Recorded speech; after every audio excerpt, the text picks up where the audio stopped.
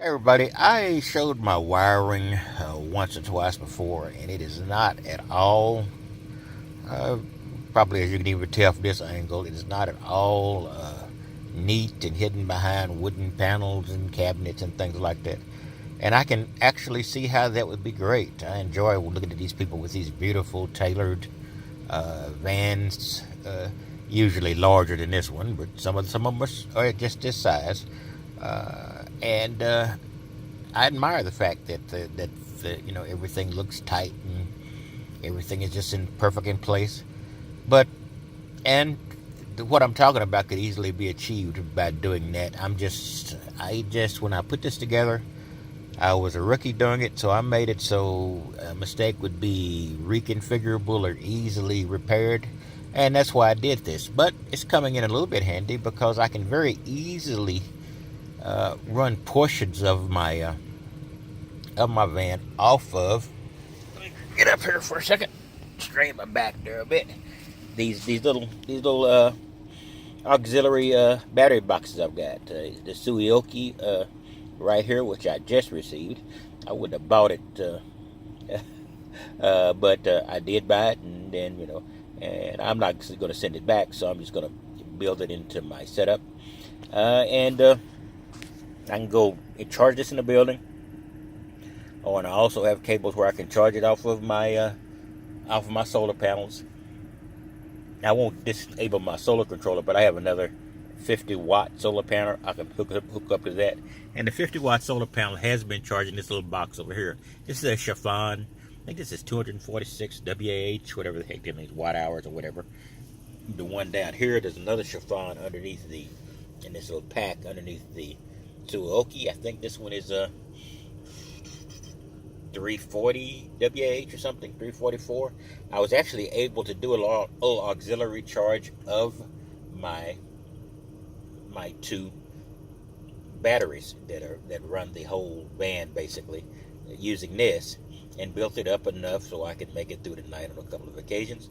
This is 400, so this should even be able to do more. And the thing is, and the reason my van is configured probably isn't the reason. The reason was I didn't want to get locked in anything. But now this little plug here, I can use this little plug, and by placing it somewhere in this range of cables, so you got one right here that's hooked up to my fan. It's out in the open and looking tacky. And across here, and these go to more connectors just like this. You used to call them the old cigarette lighter or basic 12-volt connectors. So I can place this over here and then run most of this van off of one of these boxes. Less likely this one, which is one of the lower power ones, than these two over here. But I can put one or two of those over there, and I can run this for a period of time. And I can carry these in. My boss has no trouble with me charging anything, so I can just sit them there and let them plug. I think this takes about 8 hours to charge. Probably either one of these, the one underneath in the back pack as well, costs about 8 hours. I think the other one's about 6 or 7 hours. And work day, just take it, bring it in, plug it in, and then leave for the work day. And then I have enough power to make it through the night, assuming something catastrophic happens to the solar, or if we have another one of those 4 or 5 or 6 or 7 or 8 consecutive rain days, which happens in a blue moon in Texas, but it's happening more often lately. So that's basically what I was saying. You could, and over here I've got them over here. I've got this one up here. So, and I admit that it's massively tacky, but it's also 100% adjustable. I have some of my stuff running through this little conduit pipe here. It goes here, see in there, it's piped in to make it slightly more, and I also have some over here. But troubleshooting issues are easy because of this. All I've got to do is just follow the lines and know what they are. I've done it so often now that it's basically second nature to me. Now, I have a very tacky setup. I call it, what did I call it? Retro industrial. In other words, tacky. Not all retro industrial is tacky. Mine is tacky, and I'm using that as a very liberal meaning. So basically, that's basically what I'm doing. I just wanted to note that. You don't have to have everything tightened down behind wood, behind paneling. And I see people rewiring their stuff and having to take wood off of their van, and I don't have to do that because none of my wiring is embedded in the walls. That makes it more vulnerable to being disconnected or issues, but it also makes it very easy to fix. So you just have to make your choice and take your poison. Like I said, my situation is extraordinarily tacky, and I know that. I don't care. I'm in this by myself.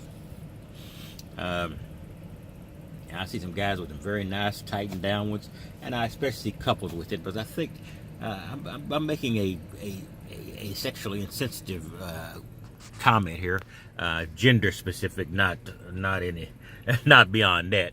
But I believe females require that things look a little better on the whole than males do, and that's a generalization, because I've known some ladies who also would feel right at home in here. But I also think when you got a couple, what you have is two people. So one of those two people, male or female, is probably going to be a little bit more picky about their environment. When you're by yourself, you're pretty much on your own. I guess if I ever get somebody else in this van, or in the future, it'd be a much larger van. Or if I get out of the van, get a relationship started up, it's just complicating as heck. So I've avoided that lately, and I would also begin to put stuff behind walls. All right, that's all I've got. I will talk to you later, and I like this rationalization of my tackiness, and I will check you later.